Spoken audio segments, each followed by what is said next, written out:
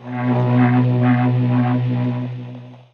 evening, ladies and gentlemen. How are we getting on? Welcome back to Oberland Station once again. So, today we're working on the south end here. And I've got a couple of buildings in here that I want to show you. I had thought about splitting this into a couple of parts, but it would end up with one very full video, or fairly full video, and one relatively short and empty one. So, I've gone and stuck with doing them together, so it's going to be quite a large one today. I'll put a link down in the description if it gets a bit much, so you can skip onto the tour if you'd like to do that. For now, we're going to start with building a sort of barn shed type affair in the corner here. Building it right up against the corner of the build area, because as we mentioned in the last couple of parts, the plan is to use the structures as part of the outer wall. And this one is no different. So we're going to group select this, what's it called? Container, that's the word I'm looking for. So that it's nice and close to the legs of the rail car there, the box car. So that we've got a nice sealed gap. And obviously I don't want the back side of it opening, so we'll use the junk fence to close that off as well. A little bit of rug glitch and the concrete pillar as well. When I find out where I've left it. There we go. So it's sort of in two parts, this build. There's this structure here and the gatehouse that we'll be taking a look at in a minute. So it covers most of what I've got left to do. I've got a little bit left after this to finish off, but it's a lot more of the same, so rather than just repeat, thought I'd show you enough to get the gist, and then you can have a look around the finished product later on. So we'll line that up, and there we go. So it's a little bit on the tall side, but that's the best I'm going to do with the concrete pillar for sinking it, so we shall have to make do, as per usual. However, as this is going to be the outside wall of the settlement, as well as a structure, it's a little bit too easy to climb there, so I'll put some railings on, which very conveniently went on without too much help. Just to make the thing a little bit more difficult to climb, we'll close off the edges here as well. Obviously those who are bound by the game rules won't be climbing anything, but for the sake of a degree of law friendliness. So just dead simple, bit of group select. These were a little temperamental about how close they wanted to sit. And the effect is achieved in the end anyway. It's not too bad. I'll do the same thing on the other side. It's a little hard to line these up as well. So you can't really see either the edge or the back or one or the other anyway, depending on where you're standing, so that's about as close as it's getting. And I stop faffing with it. There we go. Make my mind up. Okay, that should make it a lot harder to climb. So, although I've used the end piece with legs on it, the main piece I haven't used legs on, because to be honest, I'm not that big a fan of them. But we need some means of supporting it. We've got the back corner supported by the hill, but the rest's kind of floating at the moment. So, stack of pallets. I'm going to use that cross beam there that you can just see the end of underneath the boxcar as a reference point, and just brace it up with those. And for the front edge, by popular demand, we're going to use a stack of tyres. Seeing as it went over so well when I did it at the lighthouse. So dead easy, just place them around, grab them with the concrete pillar, group select them into place. The thing to bear in mind is the highlight on the selection there, the green glow, makes it kind of hard to see the edge. See when I let go of this, there's actually a little bit of gap there. It's kind of hard to tell when it's all selected. 3 would probably have been enough here, but overkill is underrated, so sink it in, and there we go. There's a bit more on this front edge it would have been handy to support before I did this bit, but we'll come back to it in a minute. Hindsight being 2020 and all. So we're going to work on a ramp here. Just a nice easy access. Could have put a staircase in, but it's a little bit boring, so stack of pallets, group select the remaining tyre on the top there. There's a conduit for a bit of extra length. Unfortunately, the tyre is close enough to the pillar to group select with everything else. It's, had it been just a generic rug glitch, I suppose is the phrase I'm looking for, then the tyre would have been left behind, which is something to bear in mind. Needless to say, I did not bear it in mind. I just got lucky there. Anyway, we have it in place. Bit of plywood on the top, and an angled piece for the ramp.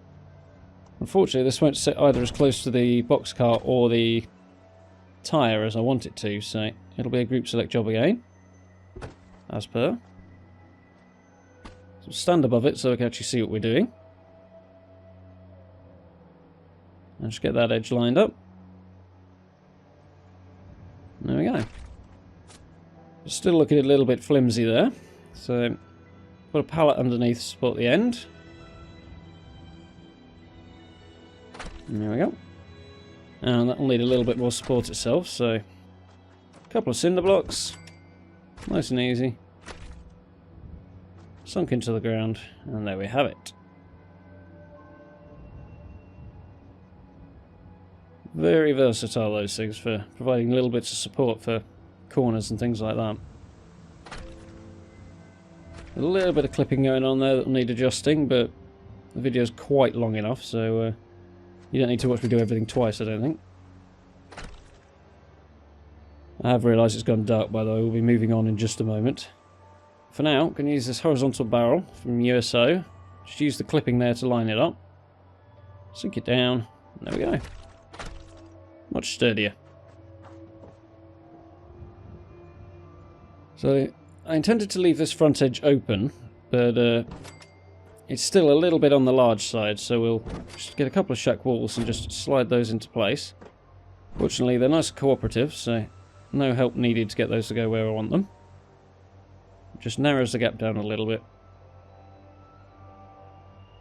There we go. So, heading back round the back of the thing, I'm going to make it a bit more secure. I've actually got the chain link fence here the wrong way around.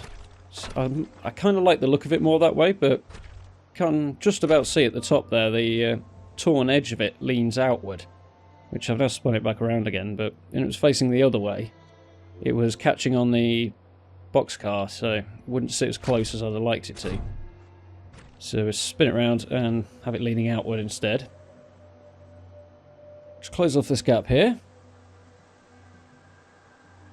Now the hard part here is doing this at an angle you can see, because if you stand around the other side you have the same problem in the opposite direction. You can't really see what you're doing at this end of it. If I remember rightly, the pillar didn't want to sink in when I was stood above it either. But you have to kind of make sure it's in contact with the post at this end, and then just adjust it so that it hits the collision box of the container there, so that it'll sit in the right place. And a little bit of trial and error and we'll get there. Now you can use a random few bits and pieces to support this edge of the container. So a desk there, a little bit of group select. A washing machine, it's not like they're going to be able to use it for cleaning clothes. There we go. Clipping here is a slight issue, but pull it out and tweak it later. Did you get the idea? And once again, cinder block to prop up this corner.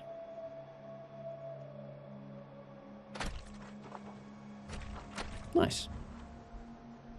So, as I said, doing this before you put the ramp in would probably have been a good idea, but unfortunately I didn't think of that, so we'll pull the ramp apart and then reassemble it. But a couple of cinder blocks underneath to support there. And a vault container just for this one here. As you can see, I've had to take a couple of pieces out of the ramp there. Oh well. So, onto the big bit, which is the guardhouse. So the idea here, I wanted to use this piece for a while, and it kind of suits this position quite well. You sort of see almost a path on the edge of the hill here where we're standing. And you sort of see the rocky outcropping there in the corner. There's a little kind of, not a better word than ravine really, but gap between the two higher areas of ground that leads down towards the river and towards the cave as well. And that kind of makes a natural path along the river towards Boston and towards Vault 88 and all that, so it seemed like a sensible place to have as the main approach to the settlement. It also gives reasonably easy access to the railway tracks as well. So, I wanted the elevation on that main piece, which unfortunately then means it's floating. So we're going to use these double height junk walls, a bit of rug glitch, and just push them onto the edge of the main piece there. The idea being that the front edge will sit flush with the main piece, and the supports will look like they're part of it. And it won't look like it's floating. So we'll line up the surface there along the edge, and the post here on the corner as well. There we go. Close. Needs a little bit more tweaking. And hopefully it'll look like it was all one piece from the get-go. There we go. And we'll repeat the same thing around the other side in just a moment. As you can see, these angled supports on the front in particular floating there. Obviously because we're on the slope. I spent far too long trying to figure out how to stop them looking like they're floating. Unfortunately, I didn't record the solution I came up with, so as you'll see in a moment, there's some cinder blocks that are sort of finished walls, or finished sections of wall. So I just used a couple of those, group selected them underneath, just positioned them so they look like they're supporting. And they look quite good from the downhill edge, you'll see in a bit. For now, there we go. It's the main tower put together. There you go, just see the cinder blocks there on the bottom. So we're going to put a walkway on the inner side of this, so that upper level is accessible, so that anybody who comes in can be fired upon from above. So I need a little bit of extra height, which is why I've used the other pillar there. Unfortunately it just snaps straight to the floor, but if it wants to cooperate when it does that, that's fine by me. So we'll line up this front edge here, and then use the planks on the top to get a guide for the height. And there we go. Neat and tidy. These single squares on the end just give a little bit of space in the centre. And then we'll snap on some outer walkways as well. There we go, bit of mix and match. So, now we need to provide some support and enclose this inner area.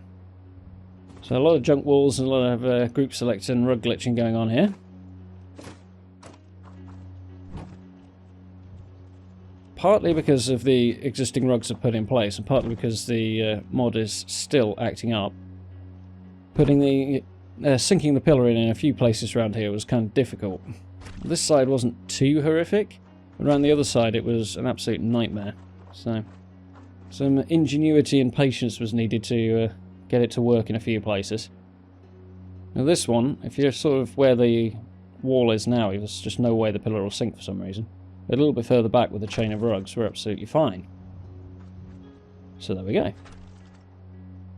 This door, can't rug glitch it unfortunately, due to the fact that the doors snap into the gap in the middle there, the door frame.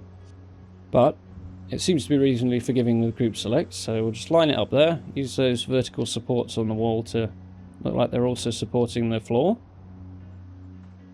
And have that front surface of the doorway flush with the edge of the walkway as well. There we go, neat and tidy. Neat and scrappy or something like that anyway. So just close up this gap. I had wanted to use the metal pieces, sort of in keeping with the door frame, but at the top they don't really look the part. And the angled top will end up clipping through if it's in the right place as well, so we'll use some wooden ones for now. And then we'll retexture it with the metal one in just a moment. I'll close up that gap.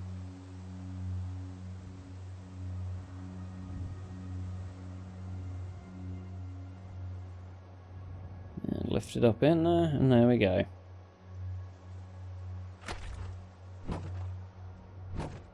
So yep, there we go, there's that metal piece. And I'm going to have the taller edge towards the left here, just because it sits a bit more neatly with the tower. And the bottom edge is kind of angled as well, just a little bit. No, you'd think it shouldn't be because it snaps onto the half walls, but it just looks a little neater that way around, a little more complete. So, on to sealing up the back edge. I'm going to leave the existing chain link fence in place and just sort of reinforce it. So we're going to, again the ground's acting up here, we'll spin around and put that little bit of wall just clipping through it there to toughen it up a little bit. Just line it up with the post in the corner there. There we go.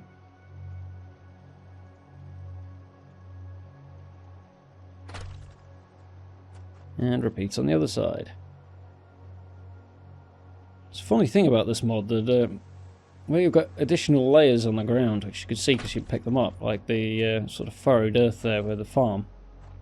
It seems to be more willing to sink in there than it does in just normal surface of the ground, which is bizarre, but it is what it is. So I'm going to use the rug glitch with this junk wall, as it's not quite as cooperative as the other pieces, and provide a bit more texture. And now we need to seal up the gaps. So again, with the pillar being a pain, we'll use the conduit to line things up. And it kind of ends up with a bit of an odd angle on it, but it makes the whole thing look a little bit more organic, so I kind of like that. There we go. So I had thought initially that the problem with sinking the pillaring was just going to be the scrap that Commonwealth or possibly scrap that settlement, or a combination of the two, but disabling the mods, as I think I mentioned last week, did not solve the problem. So my next thought was that, well, maybe it's something else. I had no idea even where to start looking on that. But from what I've heard in the meantime, scrap that Commonwealth in particular has a few problems with it. And it tend to lead to it causing persistent issues with your building, like not being able to sink the pillar in here despite the fact the mod's turned off. So I may well have to consider starting a new save without that mod installed at any stage on it, and start transferring my building over to that one. We'll see what happens. So a little staircase here on the corner. Just use two pieces there because it's easier to see how you're lining it up if you've got a longer edge, and I want it flush with the fence there. And it fits nicely with the build and just follows the curve of the build as well, which is cool. A little bit of an improvised support there, using what's available. And there we go. A little bit of tweaking needed, but in hindsight I could probably have just used that kitchen counter and not bothered with the floor piece on the top of it. You know, it's easy to say this afterwards. One for the future, perhaps. So a thing to bear in mind with these USO added simple junk fence sections here, so that the connection points for the ground and therefore the rug glitch are in the corners. So particularly when you're having the issues I'm having with sinking here, it's something to bear in mind as a start point. Also explains sometimes why the rug glitch doesn't work, it's because the other corner's catching on the ground. So the slope is quite helpful for a place to do the rug glitch there. Well, we've got to line up, sink it in, and it should look like it's supporting the outer edge there. There we go. This one I had to move around because I had a slight bit of issue sinking again. Ended up positioning the pillar here so it's more on the fields. Slightly hit the fence, which caused a few issues, but a little bit of adjustment needed because the group select range with the rug glitch apparently is a bit smaller. It seems to be on this occasion anyway. So I'll move things over a bit so it works. Now we're catching on the fence a bit there, you can just about see it through the floor. There we go, line it up, and we get there in the end. Sorted. So around on this side I've used some warehouse pieces because it's a little taller with the slope of the ground. The main walls, the full size wall pieces, will actually snap onto the full width floor pieces. I snap underneath them, which is quite cool. I didn't really like the look of it, so. And it also won't work on the single square piece that I've got in the corner here, so it's group select for this. The snapping anything on at this stage is going to look... they won't look right with everything else being group selected, so apart from the stairs there, that kind of works. I'll nudge that into place. And it wants to cooperate. There we go. Close off the end. So the thing I was thinking here is I want it to be supported, but at the same time I don't want the entrance too closed off or obstructed. I mean, I want you to be able to actually move through the doorway. And I'm not sure how the pathing's going to go with this. I think it would actually be okay, but I also think they're not really likely to try and use it, so it shouldn't be too much of a problem. the provisioner doesn't actually come through the side of the settlement anyway, so that helps. Just close up the gap at the bottom with a balcony railing there that was nice and forgiving. My solution to not wanting to close it off too much, as you can see here, is to use a second door that lines up with the first one. Very conveniently, it cooperated. I didn't even need to use group select for that. So just close this gap up a little bit here. I was going to say for the sake of neat and tidiness, but it's a bit too scrappy for that, I think. Something to that effect, anyway. And there we go. This will be another good example of where group selecting actually made matters far more difficult. I faffed around with this for far too long, and I couldn't get the angle right, and the pillar was not cooperating with sinking in, and yada yada yada. And eventually I just moved it manually and it went absolutely fine. Anyway, on to the last little section here. I realise it's been quite the marathon. So, this is one of Aslam's junk walls, and the pickup truck very conveniently fits right in the gap there, which is completely unplanned, but happy accident. So rug glitch into place. I can sink it in a little bit and work around the collision on the edges. There we go. Just a little bit of fine tuning. That strut on the junk wall on the left there is a little bit awkward, but it doesn't look too bad. Unfortunately, with the problem we had with the first build here, this corner is particularly annoying to try and sink the pillar in, so I have to adjust it a few times. But it seems to work there okay, so we manage. There we go. Nice and snug. So I'm mixing and matching a bit with the walls that I'm using here. This one's from Junk Wall Pack, I think it is. Junk Wall Collection, that's the phrase. Which is not Aslam's one, it's a different one now. You should be able to find it on my mods list. But mixing and matching adds a bit more variety. Amongst other things, there are large sections of wall. This is actually one of the shorter ones. They're sort of prefabbed, and you just move the whole thing into place and do the walling of a settlement much more quickly. Which is not something I want to overuse, but in this instance it works quite well. So it's a little bit too tall there, a little bit of floating going on at the bottom. Nudge it down and rely on the slope to keep the height on the outside. Back over to one of Aslam's junk walls, just to plug that little gap there. Again, using the slope so it can connect to the rug nice and easily. There we go. So just get that roughly into place and check it out. A little bit of clipping going on the edge there, so we'll nudge it over a bit. The idea is that the wall on the left sits between the bed frame and the boxes, which didn't quite pull off, but at a glance it looks okay. See how much it frustrates me and maybe adjust it later. So we still have a bit of floating going on this side. So a couple of rugs and we'll attach some sandbags to the front edge. Tidy things up a little bit. There we go. And just use the rug to get it roughly into position, and then we'll sink it in with the pillar in a moment. There we go. Get the other rug out of the way. So the idea behind the positioning of this next one is that I wanted them to look like they're a single build rather than two pieces connected together. So they're clipping ever so slightly on the edge there. When we sink it down, it should look like a solid row of sandbags rather than two separate walls.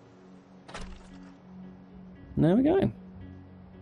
So, slight little tweak needed, and then we'll be on to the tour. So, finished product. I really like the look of this overall, particularly the gatehouse. It looks suitably ramshackle but secure at the same time. You see the cinder blocks on the front there that I've put in to support the edge. This Minuteman logo. Plenty of space up there for them to stand and shoot out at anybody crazy enough to attack this wall uphill. Yeah. I think the vibe is in keeping with the rest of the settlement, which I like. Pretty pleased with it. It's suitably ramshackle and looks like anybody could knock it up with a hammer and nails, which is the general idea. So we'll head on through. It's not too bad to get through here, actually. I'll probably swap those out for automatically closing doors, though. And don't have to faff with them. We'll take a look around the top. The view of the rest of the settlement's pretty good from up here. You've got a nice view to look out over the surrounding environment as well. Plenty of space to take cover and to fire down on anybody attacking. I'm going to put some Minuteman guards up here in time.